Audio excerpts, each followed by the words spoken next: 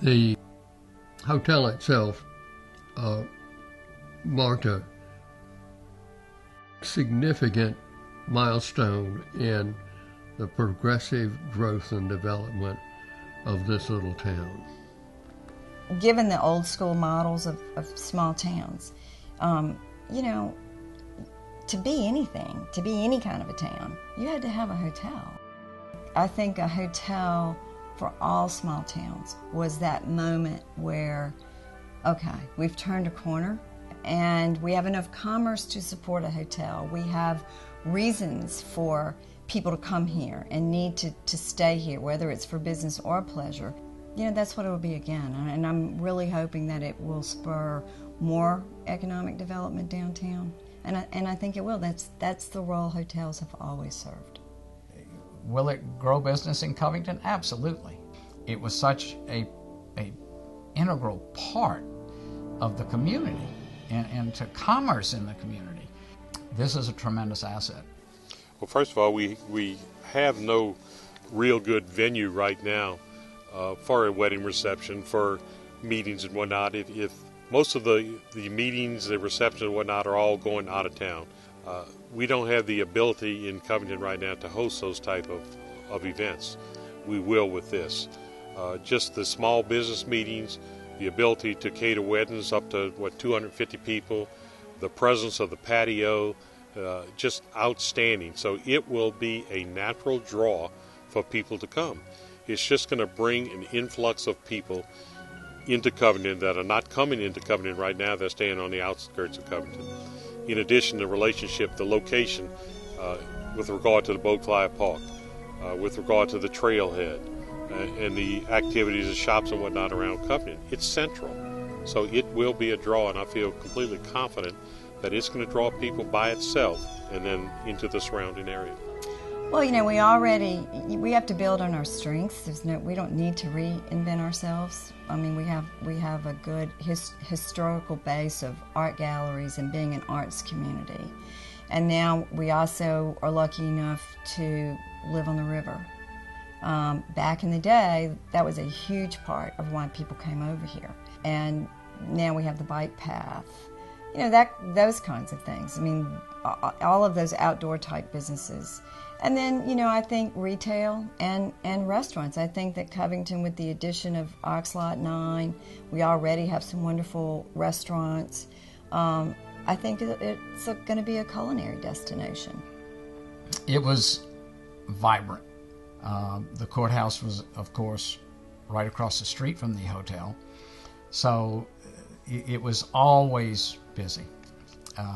And there were deals being made, there were politicians in there were attorneys in there, and then there were just the local citizens. But I can remember going down there with my father, and transactions took place at the table in the Southern Hotel. Because we are the parish seat, I mean, that brings a lot of people, that brings a lot of business to town. And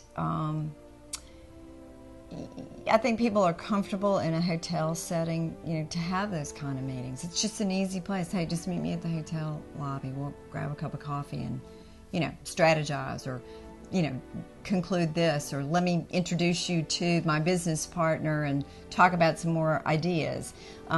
That's just kind of a very comfortable place for people to do that kind of thing. You know, I really see it in some ways. I mean, I think, you know, it's Covington's living room, you know. Covington is sensitive to its old architecture, and there is increasing interest in their antiquity and in their preservation. And the hotel is just the capstone of all of this. Fortunately, buildings like the Southern Hotel were not demolished and replaced with a metal building of cookie-cutter design. And there are quite a few old buildings in downtown Covington that have survived. And that's the charm of Covington, a major part of it. I'm glad that Miss Ward did not tear it down, because it would have lost the value of the things that people think about the Southern Hotel. Because it is like a cornerstone for everybody. What a sad thing to have seen that building. It was sad enough that nobody has seen the lights on at night in 50 years. But, you know, if that building had been torn down, it'd be like the old courthouse. You know, I think we all regret that. It would be like the St. Scholastica convent. We miss those buildings. Even I never saw it, and I miss it. You know, I've seen pictures of it. It's in our collective conscious, you know. I love to think that they're restoring it. I wish they had restored the old courthouse that was there. Unfortunately, we've lost some beautiful buildings in our city. It gives people a feeling of this atmosphere that was there at that time, to see these older buildings, a different type of architecture. I'm so happy again that this is being done, and I just hope with all my heart that the people of Covington and of St. Emily Parish will take this to heart and really support this idea of restoring us back to another time. It connects us to each other because we have a shared history, and it connects us to the generations before us who lived in Covington. Hopefully it'll tell this generation that we can live slow like we used to live. I mean, it would be an example for how things were and how easy it was to do things and how nice it would be just to stop and smell the roses. I think that the hotel brings us back to the times, as I said before, that the lifestyle and what Covington had to offer. I think people still look for that. I'd love to see the quality of life come back, and I would like to see Covington, and it's going in the right direction, to become more of the small community. It's something that cannot be rebuilt and cannot be recaptured. We need to preserve it. It would have lost its value if you had to tore it down. So Miss Ward was smart to go ahead and have it did like she's doing it. Of course, I don't think she knows she's going to run into so much trouble. It is. It's very frustrating. You have all the horror stories of any renovation sometimes, things that you didn't expect or whatever, to all the different things that you have to think about to put it all together. I love watching it be created. And then the finished product, I think, hopefully, I want it to be a space where people are proud of it. They're proud that this hotel is in their town. Where do you draw that line? I mean, you can always say it's easier and less expensive to use, aluminum windows instead of wood. You can't just look at everything in terms of what would be more expensive or less expensive. It's, some things deserve to be done the right way. Historic preservation is expensive. It's a lot cheaper to bulldoze down a building and build something new. But as the Preservation Resource Center in New Orleans has been able to demonstrate over 30 or 40 years, that historic preservation is an excellent investment for entrepreneurs. Visitors from all over the United States go to New Orleans because they preserved old buildings. If we want visitors to come to St. Tammany Parish, we need to preserve our old buildings. And the preservation of the Southern Hotel is a significant step in that direction. There was a time in our not too distant past where people didn't appreciate our historic buildings and what it took. And then I think people now, that's changed a lot, and people realize there is a value to it. I mean, no tourists would not be flying in and out of New Orleans on a constant basis if we had not preserved the French Quarter and, a lot of what's there. So now there is actually, it's not just aesthetic, it really is it is a business sense. We don't need to lose those things, because it makes you who you are, it makes you distinct, and I think we've reached a point where now people value things being authentic and a real experience. You don't want to wake up and you don't know, am I in Milwaukee or am I in the Midwest or am I in the South? People want that real experience, and you get that through preserving your history.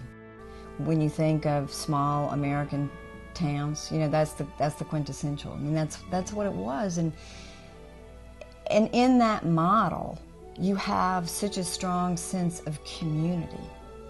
It's inclusive. There are no gates, and everybody kind of, relies on everyone else and interacts with all kinds of people, and that's what a small town is supposed to be. And we're lucky that Covington still has the features that make that happen. It makes sense, and it makes people feel comfortable, and maybe they don't even realize, oh, I like walking around down here. They may not think, oh, it's because the buildings are scaled properly and are only 2 stories high and not 10 stories high. But we have all those ingredients. It's a way to share what we have. It makes all of downtown more hospitable. We're inviting strangers to come enjoy these things with us. You know, we now have a place to say, hey, come see what we're about and spend some time here because we're proud of it. That building stayed unoccupied and in disrepair for a long time. But despite that, I've always considered it as an anchor to downtown Covington. It's been there over 100 years. It's still there. And here we got an anchor that's coming alive, and it's just fantastic. The reaction of the community about that building has just been amazing because I'm not from here originally, and I didn't know what to expect in terms of how other people felt about the building, but it's just been absolutely incredible. It's as though that building was the heart of Covington for generations, and that they still feel that way about it. I guess we all feel like it belongs to us. It was like people think the Capitol building is so wonderful being in their town. Well, that's the way we felt about the hotel. I think that it would have been extremely sad to see that building torn down because it was so sad to see it closed and dying there. I think having it renovated is returning a piece of prideful history to the community.